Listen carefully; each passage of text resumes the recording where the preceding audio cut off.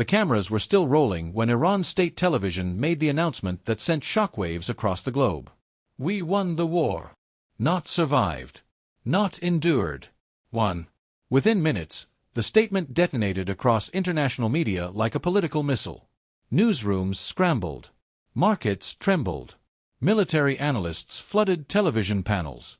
And inside Washington, panic started spreading behind closed doors. Because according to multiple reports circulating through the political world tonight, Donald Trump now has less than 24 hours to decide whether America launches another devastating strike against Iran. And this time, the stakes are even higher. The nuclear talks are frozen. The ceasefire is collapsing. And the world is watching two governments move dangerously close to the edge. For millions of Americans, the fear feels hauntingly familiar. Another Middle East confrontation. Another countdown. Another moment where powerful men treat war like a political chessboard while ordinary families prepare to absorb the consequences. But this crisis is different for another reason. Because beneath the military threats and political speeches, there's a deeper fight happening right now, a battle over identity, power, and who gets to define strength on the world stage. Iran's leaders are presenting themselves as defenders of national dignity against Western intimidation. Trump's allies are framing any hesitation as weakness. Cable news networks are turning the conflict into non-stop theater. And caught in the middle are millions of people around the world who are exhausted by the endless cycle of escalation. But tonight, the pressure is reaching a breaking point. According to reports emerging from Washington, Trump spent hours in emergency meetings reviewing military options after Iranian officials publicly celebrated what they called a strategic victory against American pressure. That celebration reportedly infuriated members of Trump's inner circle. Because politically, the optics were brutal. Iranian crowds waving flags. State media declaring triumph. Regional allies questioning American leverage. And social media exploding with clips portraying the United States as powerless to force Tehran into submission. For a political movement built around dominance and projection of strength, that narrative was intolerable. So suddenly, the language coming from Washington became sharper. More dangerous. More urgent. Military analysts started discussing bunker-buster bombs capable of targeting underground nuclear facilities. Former officials warned that time was running out. Pro-war commentators flooded television screens demanding immediate action. And then came the phrase that changed everything. 24 hours. That was the window reportedly being discussed for a possible decision. 24 hours before the president could authorize strikes that might ignite an entirely new regional conflict.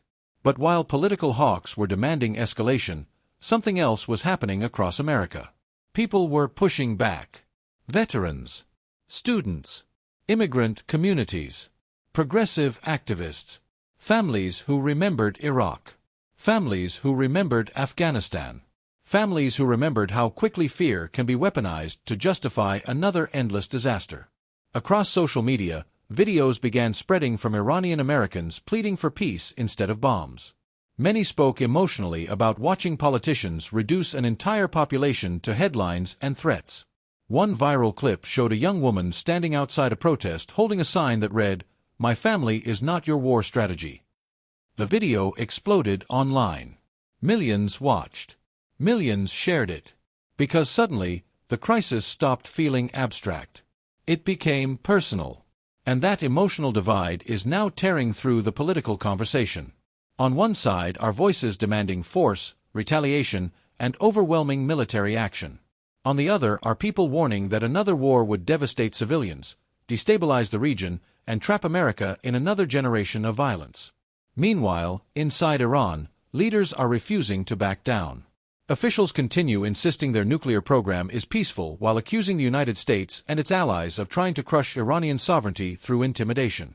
And every time another threat comes from Washington, Iranian hardliners appear to gain more power politically.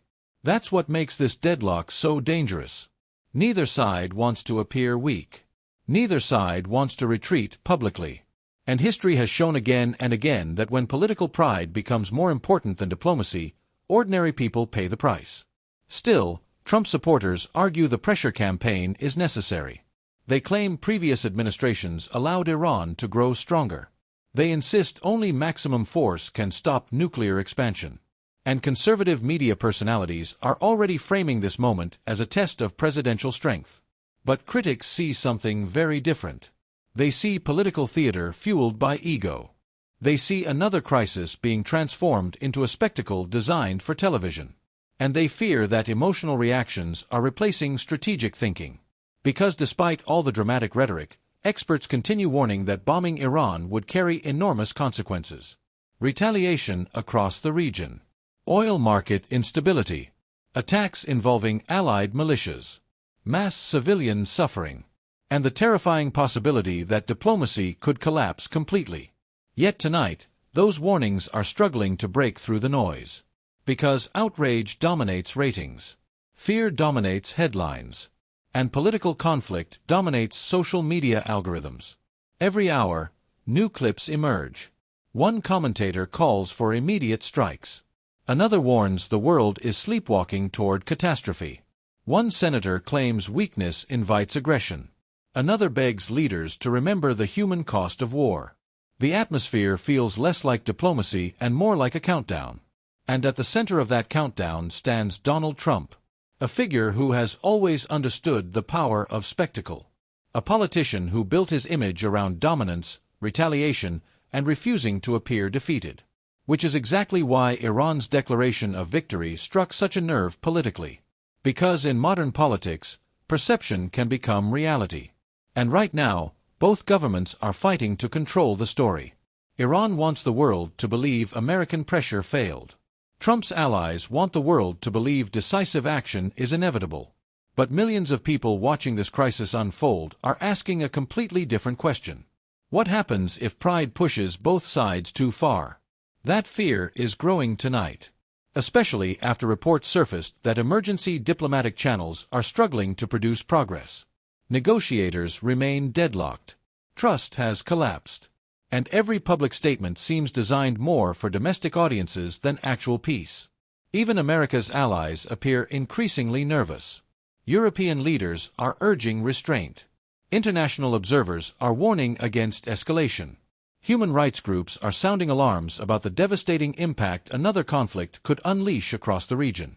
But despite all those warnings, the momentum toward confrontation still feels dangerously strong. Because once political leaders begin framing compromise as weakness, backing down becomes almost impossible. And tonight, social media is making everything worse. Clips are spreading faster than facts. Outrage spreads faster than diplomacy. And millions of people are consuming the crisis through emotionally charged headlines designed to provoke fear and anger. That emotional volatility is exactly what worries many analysts most. Because history shows how quickly misinformation, nationalism, and political ego can spiral into irreversible decisions. And if military action begins, there may be no easy way to contain the fallout. Still, beneath all the noise, another voice continues rising. A quieter voice. One demanding humanity over humiliation. One refusing to celebrate the possibility of more destruction. One insisting that ordinary people, Americans, Iranians, immigrants, refugees, families, deserve more than another generation shaped by war. That voice may not dominate cable television tonight. But it's growing. And in cities across America, people are gathering with candles, protest signs, and trembling uncertainty about what comes next. Because everyone understands the next 24 hours could change everything. A single decision. A single strike. A single moment of political pride overpowering restraint. That's how history can turn. And as the world waits for Trump's final decision, one terrifying reality hangs over all of it. The nuclear deadlock isn't just about missiles, sanctions, or military strategy anymore. It's become a test of whether global leaders still remember the difference between strength and destruction. Because once bombs start falling, nobody truly controls what happens next. And tonight, the entire world is holding its breath. But even as the headlines focus on missiles, nuclear negotiations, and military threats, another battle is unfolding underneath the surface, a battle over memory. Because for immigrant families across America, moments like this carry a very specific kind of fear. The fear of watching entire cultures reduced to enemy caricatures overnight. The fear of hearing politicians casually discuss bombing countries where ordinary people still have grandparents, cousins, childhood friends, and family histories. The fear of knowing that every new international crisis can suddenly transform neighbors into suspects. That emotional tension is already spreading.